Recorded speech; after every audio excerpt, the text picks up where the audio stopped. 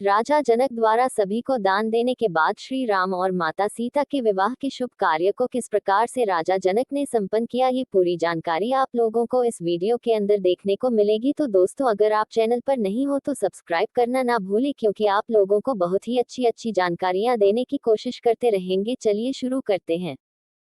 दान आदि से निवृत्त होकर महाराज दशरथ मिथिलेश के राजभवन में जाने की तैयारी करने लगे। तभी भरत के मामा अर्थात राजा कैकेय के पुत्र युधाजित वहां आ पहुंचे। अभिवादन तथा कुशल समाचार, किंतु वहां पर ज्ञात हुआ कि आप जनकपुरी गए हुए हैं, इसलिए मैं भी यहां आ गया। महाराज दशरथ ने युधाजित का समुचित सत्कार किया और उन्हें सारा वृतांत सुनाया। फिर उन्हें लेकर ऋषियों, मंत्रियों एवं बंधु बांधवों सहित यज्ञशाला के द्वार पर पहुंचे। थोड़ी देर बाद नाना प्रकार के आभूषणों को धारण किए हुए रामचंद्र अपने भाइयों भरत, लक्ष्मण और शत्रुघ्न के साथ उनके पास आकर खड़े हो गए। गुरु वशिष्ठ ने जनक के पास जाकर कहा, हे विदेहराज, महाराज दशरथ अपने पुत्रों के साथ अंदर आने की अनुमति चाहते हैं। इस पर महाराज जनक बोले, हे महर्षि, इस प्रकार अनुमति मांगकर वे मुझे क्यों लज्जित कर रहे हैं? वे अयोध्या के ही नहीं मिथिलापुरी के भी स्वामी हैं और मैं तो उनका अकिचन दास हूँ। क्या कभी स्वामी अपने सेवक से आज्ञा मांगता है? उनसे कहिए चारों कन्याएं विवाह वेदी पर प्रतीक्षारत हैं। वे निःसंकोच अंदर पधारने का कष्ट करें। शुभ लग्न का समय भी हो रहा है। मैं स्वयं चलकर उन्हें सादर ले आता हूँ। इतना कहकर वे महाराज दशरथ के पास पहुंचे और उन सबको यज्ञ स्थल में ले आए। सबको यथोचित आसन देकर जनक ने उनकी पूजा की। फिर वशिष्ठ जी से बोले, हे ब्रह्मर्षि, आप इन ऋषि मुनियों के साथ विवाह कार्य संपन्न कराइए। आपसे अधिक योग्य पुरोहित और कौन हो सकता है? गुरु वशिष्ठ, महर्षि विश्वामित्र और मिथिला के राजपुरोहित शतानंद विवाह कार्य संपन्न कराने लगे। सबसे पहले वैदिक विधि के अनुसार विवाह के लिए वेदी का निर्माण कराया गया। फिर अनेक प्रकार के सुगंध युक्त फूलों से उसे सजाया गया।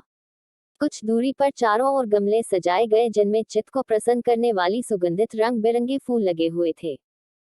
वेदी के निकट कई स्थानों पर स्वर्ण पात्रों में धूप, केशर, नैवेद्य, अक्षत, घी, दही, शहद आदि सामग्री रखी हुई थी।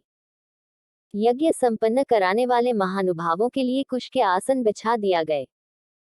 गुरु वशिष्ठ एवं अन्य महर्षियों ने वेद मंत्रों का उच्चारण करते हुए हवन कुंड में अग्नि प्रज्वलित की।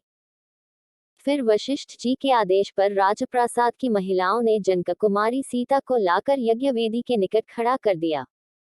उस समय सीता जी का मुखमंडल प्रातःकालीन बाल रवि की भांति अनुपम सौंदर्य से देदीप्यमान हो रहा था। नख से शिख तक वे बहुमूल्य रत्न जटित आभूषणों से सजी हुई थी। संक्षेप में कहा जाए तो उस समय सीता की छवि को देखकर करोड़ रतियों का संयुक्त रूप भी नगण्य प्रतीत होता था। सीता इन सब बातों से अनजान दृष्टि झुकाए एकटक पृथ्वी को निहार रही थी। महाराज जनक अपनी लाडली पुत्री सीता को श्री रामचंद्र के निकट खड़ा करके विनीत स्वर में बोले, हे रघुकुल तिलक रामचंद्र, मैं अपनी पुत्री सीता का हाथ आपके सशक्त हाथों में सौंपते हुए ये कामना करता हूँ कि मेरी पुत्री आपकी अर्धांगिनी होकर सदैव छाया की भांति आपका अनुसरण करती रहे। अतः हे कौशल्या कुमार, इसे आप अपनी पत्नी के रूप में स्वीकार कीजिए। आज से यह आपके सुख दुख की संगिनी हुई। ये कहकर राजा जनक ने अंजलि में संकल्प के लिए लिया हुआ जल वेद मंत्रों से पवित्र करके हृदय की संपूर्ण भावनाओं के साथ छोड़ दिया।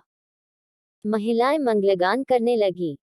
मृदंग, दुंदुभी तथा नाना प्रकार के वाद्य यंत्रों का सुमधुर स्वर चारों ओर गूंजकर इस हर्षपूर्ण घटना की सूचना देने लगा।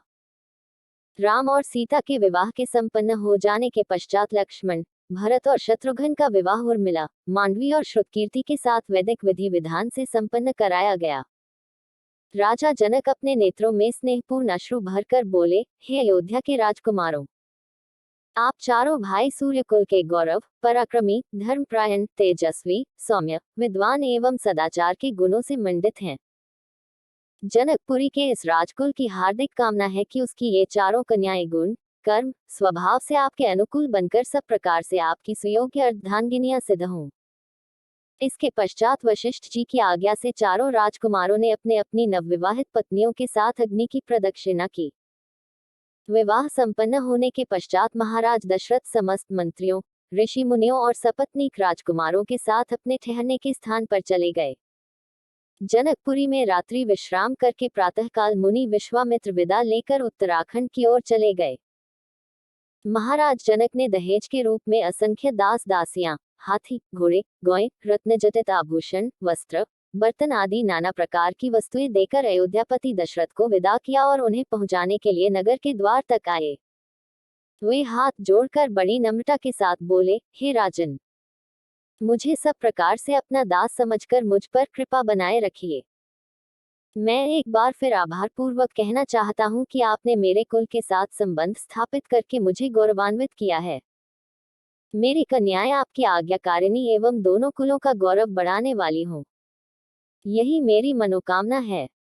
फिर उन्होंने तथा कुशध्वज ने अश्रुपूर्ण नेत्रों से चारों कन्याओं को आशीर्वाद देते हुए विदा किया।